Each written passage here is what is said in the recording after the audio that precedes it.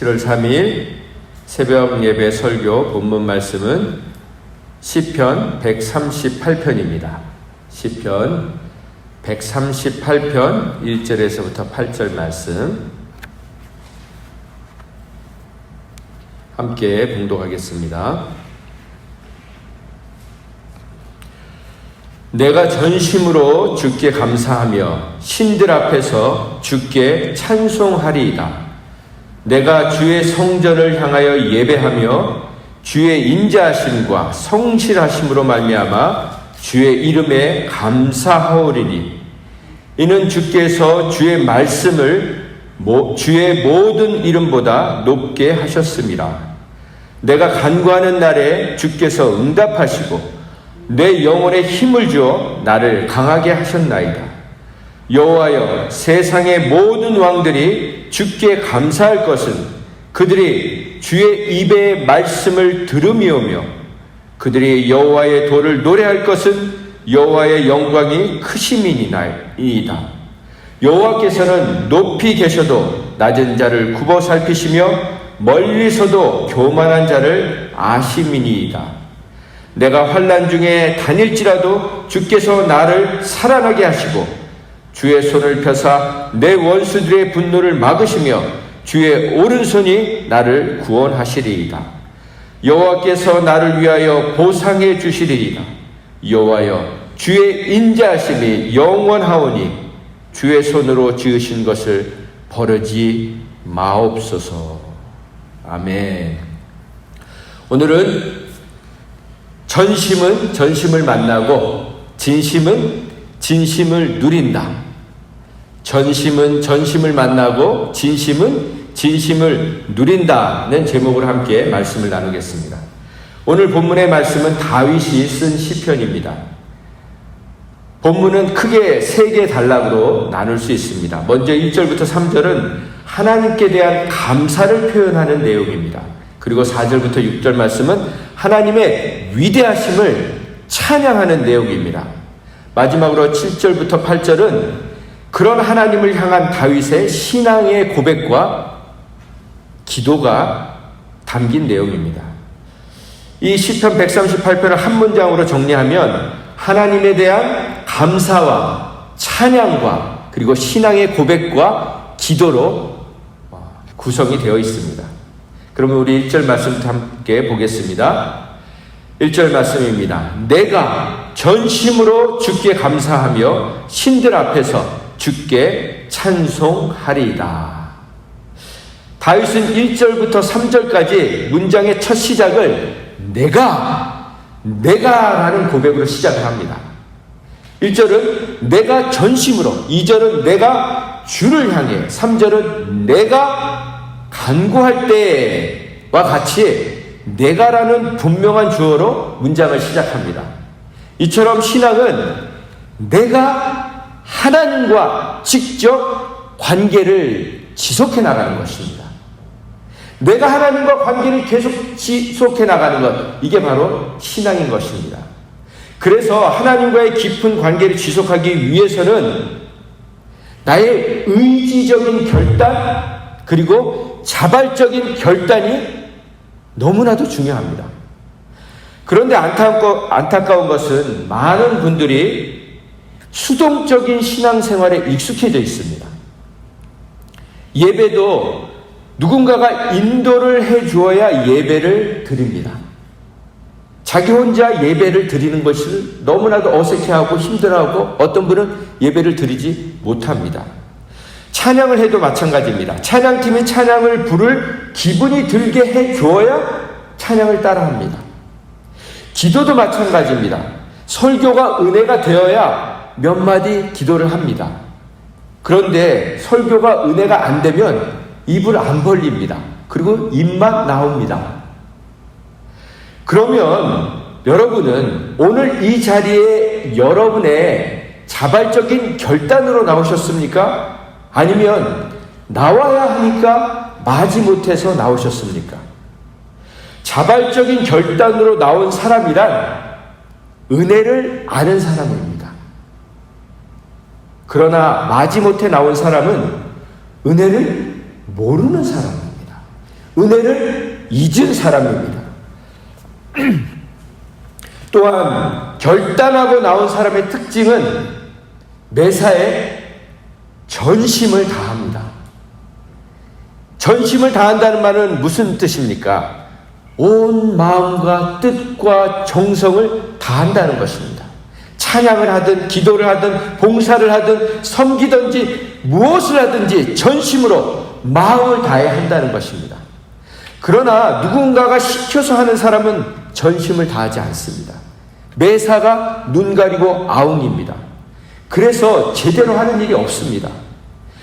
그리고 시키는 일만 겨우 하기 때문에 모든 일이 만사가 부담으로 다가옵니다. 무거운 짐으로만 느껴집니다. 그래서 피곤합니다. 늘 피곤합니다. 그런데 더 큰 문제는 자기도 피곤하지만 남들도 피곤하게 한다는 것입니다. 그래서 그런 사람의 근처에만 가도 우린 힘이 빠집니다. 잠깐만 같이 있어도 낙심이 됩니다. 의욕이 사라집니다. 그럼 여러분은 힘을 주는 사람입니까? 아니면 의욕을 상실하게 하는 사람입니까? 그러나 매사에 전심을 다하는 사람은 다른 사람들에게 삶의 의욕을 불어넣어 줍니다. 그 사람이 몇 마디 말을 하지 않았는데도 듣는 사람들의 눈에서 반짝반짝 빛이 나기 시작합니다. 왜 그렇습니까? 그렇게 매사에 전심으로 살아가는 이유가 그 사람의 삶에는 감사가 넘치기 때문입니다. 그래서 뭐가 그렇게 감사하냐고 물어보면 더 기가 막힌 사실이 하나도 단 한 가지도 들어보면 단 한 가지도 감사할 조건과 이유가 아닌 것을 가지고 감사하고 있는 것을 발견하게 됩니다. 한마디로 말도 안 되는 감사를 하면서 살아가는 모습을 보게 됩니다. 여러분, 요즘 여러분의 삶에 말도 안 되는 감사가 넘쳐나십니까? 아니면 눈을 씻고 찾아봐도 온통 당연한 것들만으로 차고 넘치십니까? 그리스도인의 감사는 말이 되는 감사가 아니라 말도 안 되는 감사가 되어야 하는 것입니다. 여러분, 저를 한번 따라해 보시겠습니까? 그리스도인의 감사란 말이 되는 감사가 아니라 말도 안 되는 감사이다. 그렇게 여러분의 삶에 말도 안 되는 감사가 차고 넘치시기를 주님의 이름으로 축원드립니다. 그런데 그런 말도 안 되는 감사를 하는 사람에게 주시는 하나님의 선물이 있습니다. 그것이 무엇입니까? 말로 표현할 수 없는, 말로는 형언할 수도 없는 감사와 감동과 평안과 소망을 하나님은 주시는 것입니다. 그런 삶은, 그런 놀라운 삶은 말도 안 되는 삶을, 말도 안 되는 감사를 하며 살기로 결단한 사람들에게만 부어주시는 특혜, 바로 특별한 은혜인 것입니다. 그러니 여러분, 이 코로나를 허락하신 하나님께 진심으로 감사하시기 바랍니다. 마스크를 쓰고 예배를 드릴 수 있게 하신 하나님께 감사하시기 바랍니다. 아멘. 네. 여러분, 다윗은 이 시편을 적을 당시에 자신의 상황을 또 자신의 형편을 자세히 기록하지 않았습니다. 그러나 분명하게 기록한 것이 있습니다. 그것은 무엇입니까? 내가 전심으로 하나님께 감사하겠다는 결단으로 시작했다는 것입니다. 여러분, 저는 오늘 말씀의 제목을 전심은 전심을 만난다고 했습니다. 그럼 전심은 전심을 만난다는 말은 무슨 뜻입니까? 전심, 마음을 다하는 것, 온 마음과 뜻과 정성을 기울이는 것, 그렇게 온 마음과 정성을 다해 하나님을 찾고 두드리고 구하면 반드시 하나님께서 만나 주시겠다는 것입니다. 반드시 응답해 주시겠다는 것입니다. 그럼 어떻게 만나 주시고 어떻게 응답해 주시겠다는 것입니까?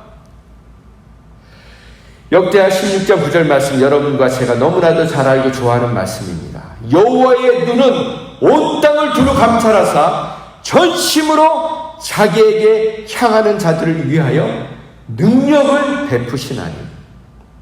여러분, 하나님은 오늘도 이 새벽 미명부터 온 세상을 두루 다니시면서 찾으시는 사람이 있는데, 그 사람이 어떤 사람이라고 말씀하십니까? 바로 전심으로 하나님을 향하는 자, 전심으로 하나님께 매달리는 자를 하나님은 찾고 계시다는 것입니다.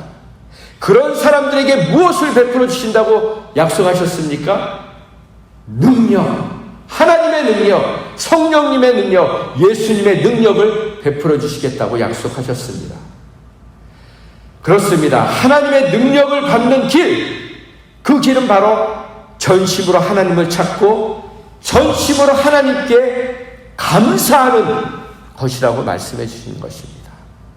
하나님의 능력을 받는 길이 무엇이라고 얘기했습니까? 전심으로 하나님을 찾고 전심으로 하나님께 감사하는 것, 그것이 바로 하나님의 능력을 받는 길인 것입니다.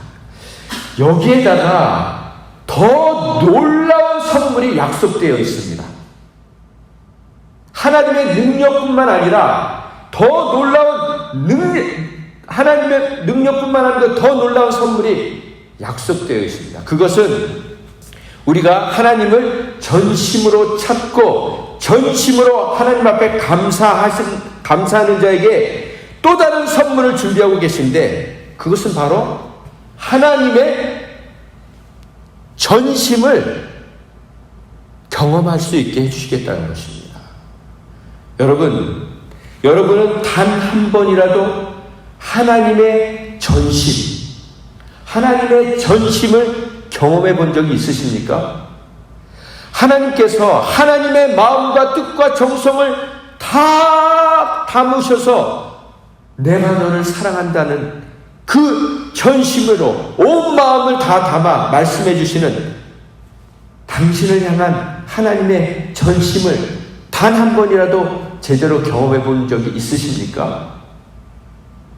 그런 적이 있으시다면 우린 그저 그렇게 살 수 없습니다. 그런 뜨거운 마음으로 이 자리에 나오신 줄 믿습니다. 여러분, 전심을 만난다는 말은 하나님을 전심으로 찾고 구하면 하나님의 능력뿐만 아니라 하나님의 전심을 경험하게 된다는 것입니다. 오늘도 전심으로 하나님을 예배하고 찬양하고 감사하고 기도하는 여러분과 저의 삶을 통해서 하나님의 전심을 경험하는, 가슴이 터질 것 같은 감사와 감격과 감동과 기쁨이 차고 넘쳐나시기를 주님의 이름으로 축원드립니다.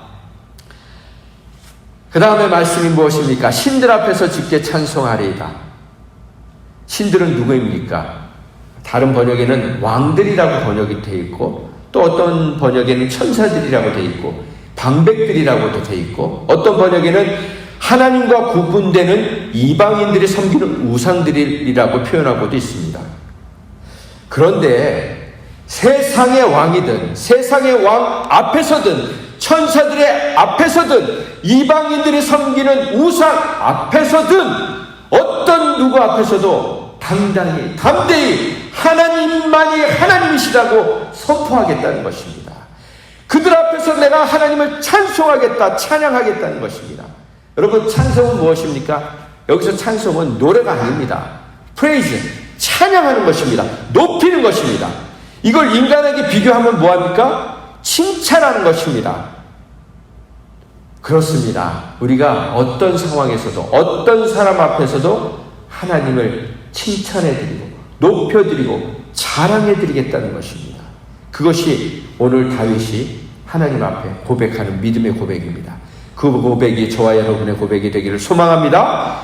2절 말씀입니다. 내가 주의 성전을 향하여 주의 성전을 바라보면서 우러러보면서 마치 다니엘이 목숨을 걸고 하루에 3번 기도한 것처럼 내가 하나님을 예배하겠습니다. 경배하겠습니다. 무릎을 꿇고 엎드려서 주님을 찬양하고 경배하겠다는 것입니다. 왜 그렇게 하겠다는 것입니까? 주님의 인자하심과 성실하심이, 주님의 인자하심은 무엇입니까? 한결같은 사랑입니다. 주님의 성실하심은 무엇입니까? 주님의 진실하심으로 말미암아 주의 이름에 감사하려니 감사하겠다는 것입니다. 이는 주께서 주의 말씀을 주의 모든 이름보다 높게 하셨다는 것입니다. 지금 주의 말씀을 주의 이름보다 높게 하셨음이라는 이 말씀은 말씀 그대로 주님의 말씀을 주님의 모든 말씀보다 높게 하셨다는 뜻도 되고, 주님의 이름과 주님의 이름뿐만 아니라 주님의 말씀을 세상의 그 무엇보다도, 세상의 온갖 것보다도 더 높이셨다는 것입니다. 높임을 받기에 합당하다는 것입니다. 그래서 다윗은 내가 주의 성전을 향하여 예배하며, 성전이란 무엇입니까? 주님이 임재해 계신, 주님이 거하에 계신 바로 그런 장소의 상징이 아닙니까? 그래서 성전이란 건물이 중요한 것이 아니고 성전에 계시는 하나님이 중요한 것입니다. 그분이 계셔서, 하나님이 계셔서 성전이지, 아무리 아름답고 화려하고 고상하고 세련되게 지었다고 할지라도 하나님이 계시지 않으면 그것은 성전이 아닌 것입니다. 그래서 주의 성전을 향해 라는 말씀은 바로 주님을 향해 예배하겠다는 것입니다. 그렇습니다. 우리의 예배와 찬양의 대상은 오직 한 분, 누구십니까? 하나님이신 것입니다. 사람이 아니고 건물이 아닌 것입니다. 그런데도 우리는 예배당 건물이 솔로몬이 지은 성전보다 멋지면 마치 그곳에 하나님이 임재해 계신 것 같은 착각을 합니다. 사람들로 가득 차 있으면 하나님의 복을 받았다고 말하고 있습니다. 하나님의 영광이 임한 것 같은 착각에 빠지게 되는 것입니다. 예를 들어서 여기에 지금 사람들이 가득 차서 이 위에까지 사람들이 가득 찼다고 생각을 해보십시오. 우린 그 모습을 보고 하나님의 영광이 가득하다고 얘기할 것입니다. 그러나 이 자리에 한두 명이 나와 있다고 생각하면 여러분, 하나님이 이 자리에 떠나 계시다고, 안 계시다고 생각하지 않겠습니까? 아닙니다. 하나님이 왜 이 시편을 기록하셨습니까? 시편의 많은 고백은요, 이렇게 수많은 관중들 앞에서 기록한 시편이 아닙니다. 골방에서, 사망의 음침한 골짜기에서, 고백할 수 없는 상황에서, 감사할 수 없는 상황에서 그 고백한 하나님과 독대한 고백들을 하나님이 낱낱이 기록하신 것이 시편입니다. 오늘도 우리가 이 시간 주님 앞에 기도드리는 그 믿음의 고백이 우리의 후손들에게 아름다운 시편으로 전해지기를 소망합니다. 자, 3절 말씀입니다. 내가 간구하는 날에 주께서 응답하시고 내 영혼에 힘을 주어 나를 강하게 하셨나이다. 누가 간구한다고 합니까? 내가 간구한다는 것입니다. 우리 주위에는 기도 부탁을 잘하는 사람들이 있습니다. 그런데 그렇게 자신은 기도 부탁을 해놓고 정작 자신은 기도를 하지 않는 사람들이 있습니다. 그런 사람들을 보면 마치 자기가 하기 싫은 일을 남한테 떠맡기는 그런 기분이 듭니다. 여러분, 기도는 누가 해야 합니까? 내가 직접 해야 합니다. 그것이 어떤 중보 기도보다도 더 빠른 응답을 받는 길입니다. 기도 부탁하는 거 좋은 것입니다. 그러나 여러분들이 기도하지 않으면 그 기도 하나님이 쉽게 응답 안 해주십니다.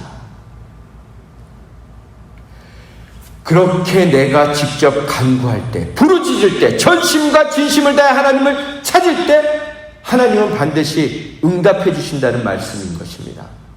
그리고 그렇게 하나님을 만나 응답을 받으면 우리의 영혼이 힘을 얻게 된다는 것입니다. 하나님이 우리를 만나주시면 해주시는 것이 있습니다. 그것은 무엇입니까? 바로 우리의 영혼에 힘을 한껏 북돋워 주신다는 것입니다. 우리의 영에 힘을 주실 뿐만 아니라 우리의 영혼을 강하게 하시고 담대하게 하신다는 것입니다. 그럼 여러분은 요즘 무엇으로부터 힘을 얻고 계십니까? 아니, 힘을 얻고 계십니까? 아니면 모든 상황을 보면서 힘을 잃고 계십니까? 하나님은 우리의 영에 힘을 불어 넣어주시는 분이십니다. 우리는 영이 살아야 사는 사람들입니다. 육적인 기쁨, 혼적인 기쁨을 넘어서서 영적인 기쁨을 맛보고 그 기쁨이 채워져야 살 수 있는 사람들입니다. 그렇게 영이 살면 모든 것이 살아납니다. 영의 기쁨은 육의 기쁨과 혼의 기쁨과는 비교할 수 없기 때문입니다. 차원이 다른 기쁨이기 때문입니다. 그러니 오늘도 우리의 영에 힘을 부어주시는 주님께 달려나가시길 바랍니다. 어떻게 달려나갑니까? 영의 기쁨을 얻는 자리, 바로 예배의 자리, 찬양의 자리, 감사의 자리, 기도의 자리에 나가야 되는 것입니다. 그 자리에서 하나님은 우리의 영혼을 새롭게 하시고 새 힘을 부어주실 것입니다. 시편 119편 25절에 이런 말씀이 있습니다. 내 영혼이 진토 속에 뒤굴고 있으니 하나님 주님께서 약속하신 대로 내게 새 힘을 부어주시옵소서. 내가 완전히 낙심하여 죽게 되었습니다. 그러니 주님의 말씀으로 나를 새롭게 하여 주시옵소서. 그렇게 간구하시는 저와 여러분이 되기를 소망합니다. 저는 지난 2주 동안에 오래도록 기도하던 몇 가지 기도 제목에 대한 하나님의 분명한 응답을 받았습니다. 그 응답을 받고 나서 얼마나 기쁘고 감사했는지 모릅니다. 참으로 오랫동안 생각하며 기도한 문제였기 때문이었습니다.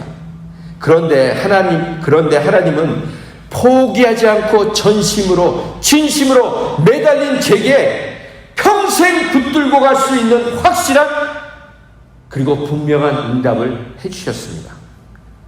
여러분, 그래서 제 얼굴이 좀 펴진 것 같지 않습니까? 우거지상이었던 제 얼굴에 기쁨과 평안과 소망이 있는 것이 보여지십니까? 아니면 위선자처럼 보이십니까? 무슨 응답을 받았는데 이렇게 새벽부터 열을 내는지 그 응답받은 내용이 궁금하신 분은 따로 연락을 주시면 말씀해 드리겠습니다. 네. 그렇습니다, 여러분. 하나님께로부터 오는 응답은 우리의 영혼을 새롭게 하고 새 힘을 부어주시는 것 뿐만 아니라 우리를 강하게 하고 담대하게 하십니다. 그런 은혜가 이 시간 사모하며 갈망하는 영혼에게 깨달아지고 경험케 되기를 주님의 이름으로 축원드립니다. 4절 말씀입니다. 여호와여, 세상의 모든 왕들이 주께 감사할 것은 그들의 주의 입의 말씀을 들음이오며 그들의 여호와의 도를 노래할 것은 여호와의 영광이 크십니다. 여호와께서는 높이 계셔도 낮은 자를 굽어 살피시며 멀리서도 교만한 자를 아심이이다. 여러분, 세상의 왕들이란 어떤 사람들입니까? 절대 권력을 가진 그런 사람들은 어떤 사람들입니까? 무서울 게 없는 사람들입니다. 그래서 세상의 왕들, 그런 사람들을 다른 말로 표현하면 감사할 줄 모르는 사람입니다. 찬양할 줄도 모르는 사람들입니다. 여러분, 그런 세상의 왕들 같은 사람들이 여러분의 집안에 있지 않습니까? 여러분의 우리 공동체 안에 있지 않습니까? 여러분이 섬기고 있는 직장에 있지 않습니까? 그런 사람들은 어떤 사람들입니까? 오히려 감사를 받아야 직성이 풀리는 사람들입니다. 찬양을 받아야 하고 경배를 받아야 하고 영광을 받아내야 하는 사람들이 바로 세상의 왕들입니다. 여러분, 아무리 작은 나라의 대통령이라고 해도 상대방 국가가 강대국 대통령이라고 해서 대통령들끼리 만나서 머리를 숙이면서 인사하는 걸 보셨습니까? 두 손으로 악수하는 것도 보기 힘듭니다. 그건 무엇입니까? 세상의 왕들은 세상의 왕같이 자기가 왕인 줄 알고 살아가는 사람들은 뭐예요? 고개를 숙일 줄도 모르고 감사할 줄도 모르는 사람들이라는 것입니다. 그런 세상의 권력자들과 권세자들이 하나님의 크신 영광을 보고 하나님을 찬양하게 해달라는 것입니다. 그런 목이 곧은 인간들이 하나님의 영광을 볼 수 있는 방법이 무엇입니까? 그것은 바로 요셉처럼 상황과 환경을 초월해서 형통한 삶을 사는 그리스도인들의 모습을 볼 때인 것입니다.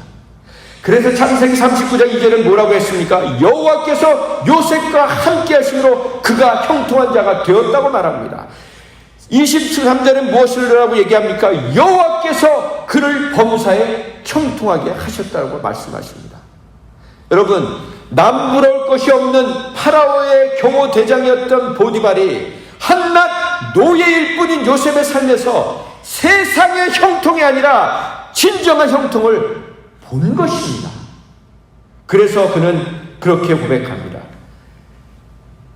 여호와께서 그 주인 요셉의 주인 보디발이 여호와께서 요셉과 함께 하심을 보며 또 여호와께서 요셉의 범사에 형통하게 하심을 보았노라. 노예로 온 그 요셉의 삶을 보면서 방바닥을 쓸고 마당을 쓸고 집안 정리를 하며 그 허든 일을 하는 그 요셉에게서 하나님의 영광을 본 것입니다.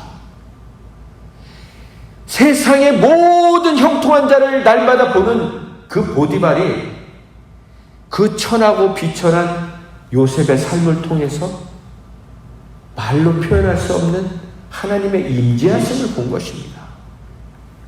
여러분, 요셉은 노예로 팔려갔어도 감옥에 있으면서도 형통한 삶, 즉 거칠 것이 없는 삶을 살았던 비결을 오늘 말씀은 뭐라고 말씀합니까? 단 한마디로 여호와께서 그와 함께 하셨다 라고 정리해 주십니다. 여러분, 이 한마디를 우리는 절대 잊지 말고 언제든지 기억해야 하는 것입니다.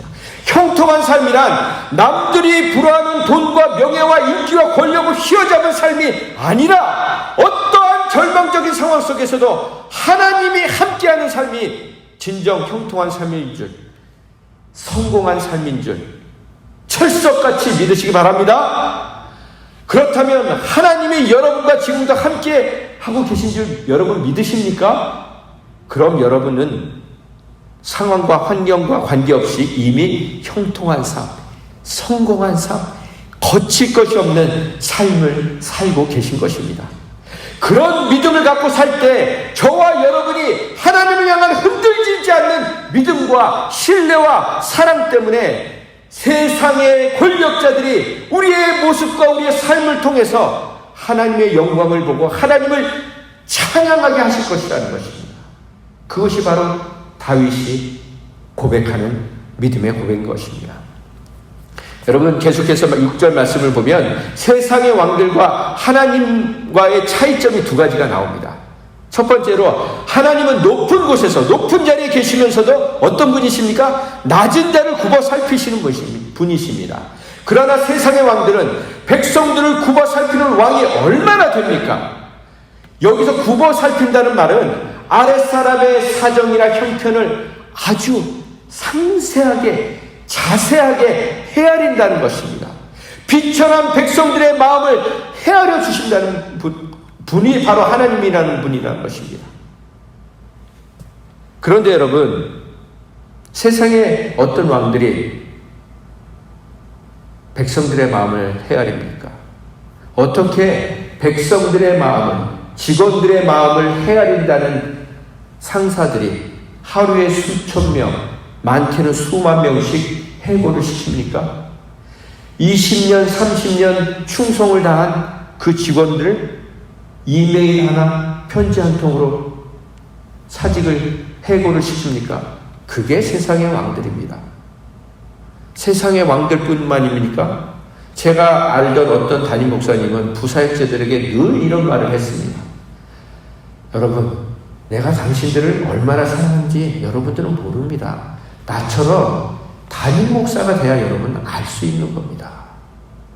그런데 그분이 정작 어려운 일이 생기니까 자기 가족만 챙깁니다. 여러분, 목회자도 그런데, 목회자도 팔이 안으로 굽는데 이 땅에 누구를 신뢰하겠습니까? 누가 여러분과 저를 굽어 살펴주겠습니까? 여러분, 우리는 더 이상 담임 목사 한 사람에게 모든 기대를 거는 도박과 같은 신앙생활에 종지부를 찍어야 합니다. 목회자도 긍휼의 대상이고 하나님이 굽어 살펴주셔야 살 수 있는 존재들인 것 뿐인 것입니다. 여러분, 그런데 하나님은 우리를 굽어 살펴주신다고 하십니다. 굽어 살핀다는 것은 무엇입니까? 우리의 심정과 형편을 알아주신다는, 헤아려 주신다는 분입니다. 그 하나님께 여러분의 진심을 올려드리십시오. 그러면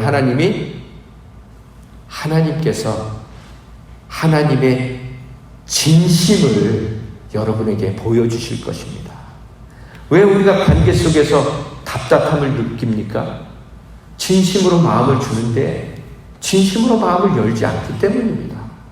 그런데 하나님은 우리가 진심으로 다가가면 그분의 진심을 보여주십니다.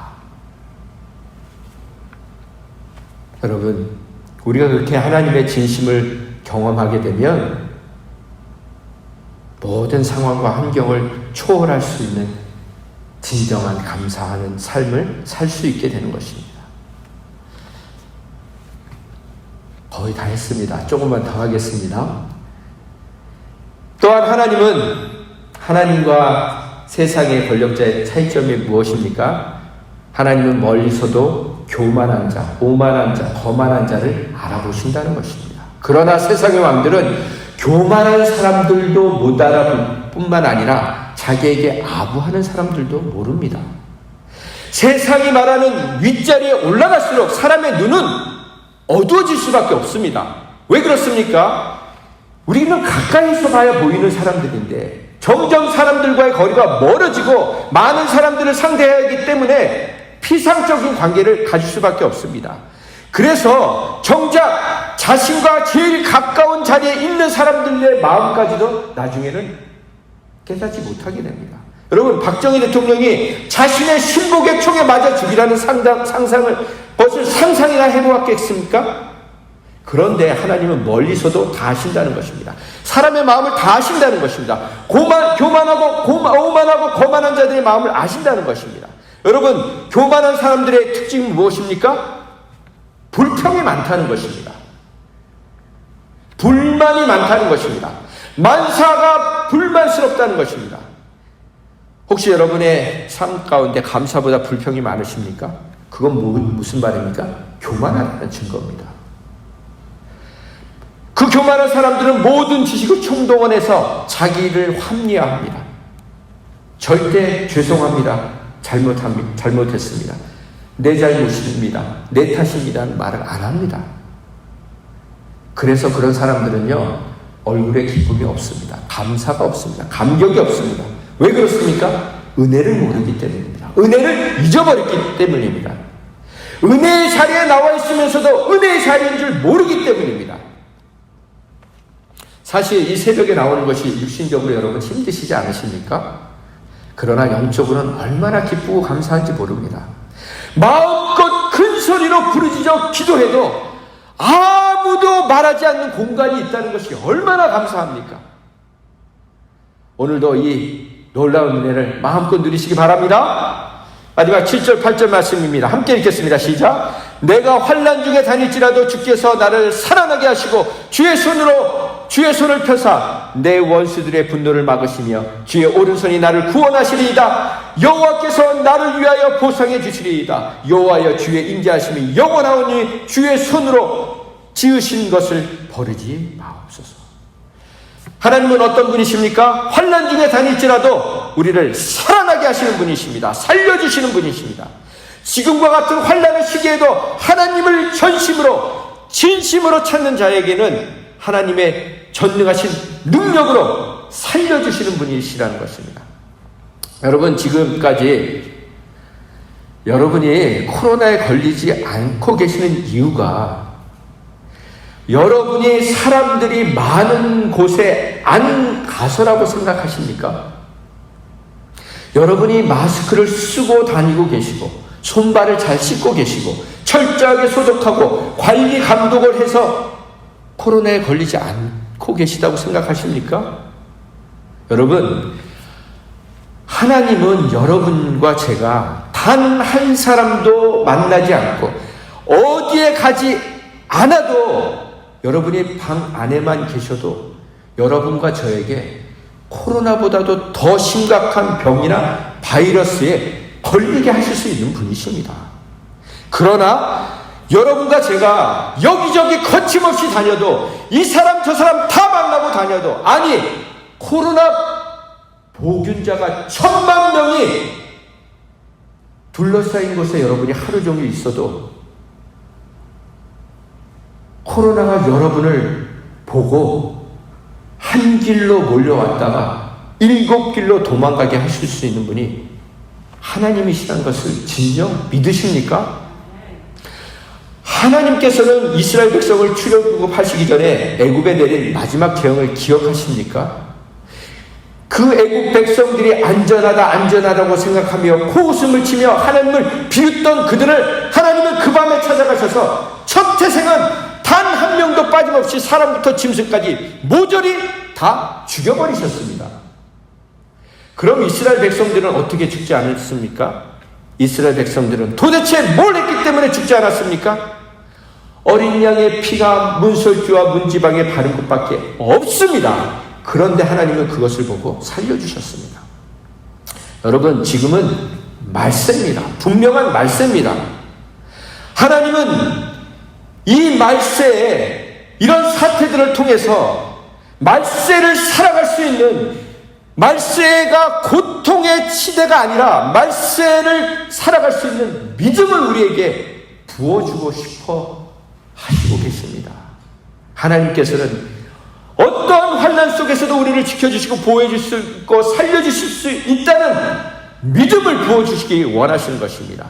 그런 하나님을 향한 절대적인 믿음을 심어주고 싶어 하시는 것입니다. 그런데 그런 믿음은 하나님께 저와 여러분이 전심으로 진심으로 그 하나님을 믿을 때만이 부어주시는 것입니다.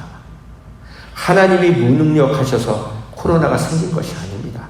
하나님이 지금 무능력하셔서 통제를 못하시는 것이 아니고 지금 이렇게 놔두시는 것입니다.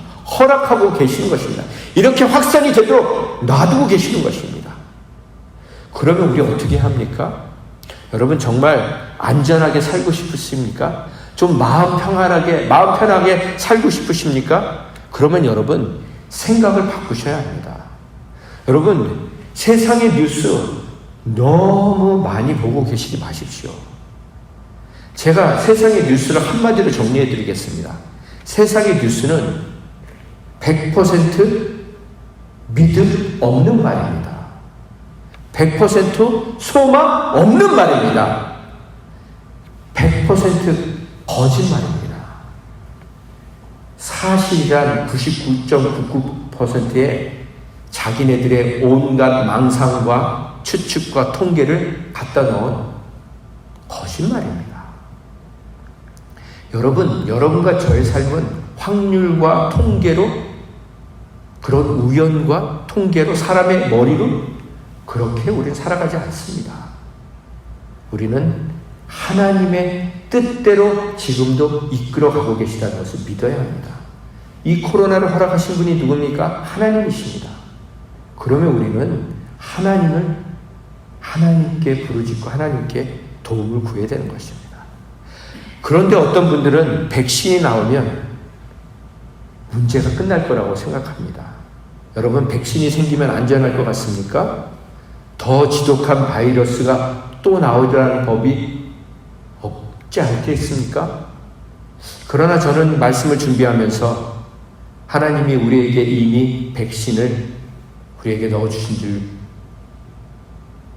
알게 해주셨습니다. 그것은 바로 믿는 자들에게 넣어주신 백신은 전능하신 하나님에 대한 절대적인 믿음과 신뢰가 백신인 것입니다.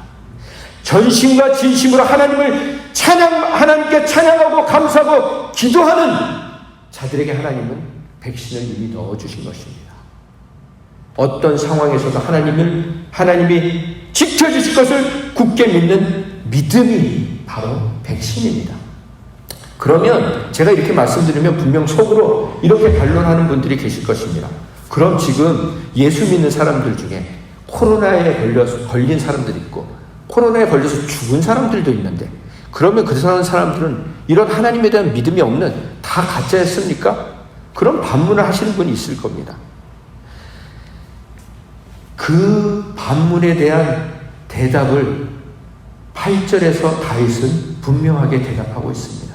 뭐라고 얘기하고 있습니까? 다윗은 마지막 부분을 이렇게 대답합니다. 주의 손으로 지으신 것을 버리지 마십시오. 무슨 말씀입니까? 주님의 손으로 지으신, 주님의 손으로 만드신 이 진흙덩어린 저 다윗을 버리지 말아달라고 하는 것입니다. 여러분, 저와 여러분은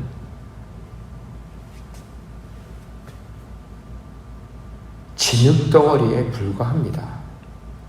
그래서 아무 쓸데도 없고 아무 가치도 없는 허공에 떠다니는 먼지 같은 하루살이 같은 우리 같은 인생들이 살고 죽는 것이 여러분 하나님 앞에 뭐가 그렇게 중요한 일이겠습니까? 여러분과 저는 살고 죽는 일이 너무나 중요한 일이지만 그분 앞에는 우리의 인생은 정말 눈에도 보이지 않는 인생들입니다. 그래서 여러분 정말 하나님의 은혜를 깨달은 자는 어떻게 사랑의 하나님께서 사랑하는 자들에게 코로나에 걸리게 하시고 걸려서 죽게 하십니까? 지금처럼 다윗의 고백처럼 나를 버리지 말라고 고백하는 사람들을 그렇게 병에 걸리게 하시고 죽게 하십니까? 은혜 받은 자는 그런 말을 하는 것이 아니라 하나님 어떻게 죄덩어린 죄공장인 평생 죄만 짓고 살아온 나를 머리끝부터 발끝까지 온통 더러운 생각으로 가득한 나를 변기통에 쳐넣지 아니하시고 여전히 품어주고 계십니까? 그렇게 고백해야 되는 것입니다. 그래서 다윗이 고백한 이 마지막 기도, 주여 나를 버리지 마옵소서라는 기도는 골백번 버림받아도 단 한마디도 변명할 수 없는 저와 여러분을 여전히 품어주셔서 너무나 죄송하다는 다윗의 진심과 전심이 담긴 감사의 고백인 것입니다. 그 고백이 저와 여러분의 평생의 고백이 되기를 간절히 소망합니다. 함께 기도하겠습니다. 하나님, 저희는 어떤 모습을 보아도 하나님께 아무 득이 될 수 없는, 아니 오히려 해만 되는 악한 존재이던 것임을 고백합니다. 그럼에도 불구하고 한결같은 사랑으로, 변함없는 사랑으로, 그 성실하심으로 오늘도 저희들을 붙들어 주셔서 감사합니다. 하나님, 말세입니다. 하나님을 찬양하는 자들의 입을 틀어막으려고 법을 정해 예배는 드리되 찬양을 하지 말라고 하고 있는 이 세상입니다. 하나님, 그러나 우리가 찬양하지 않으면 돌들로도 하나님은 찬양을 받게 하시겠다고 했습니다. 하나님, 그런 부끄러운 일이 일어나지 않게 하여 주시옵소서. 주님을 예배하다, 주님을 찬양하다 억울한 일을 당하고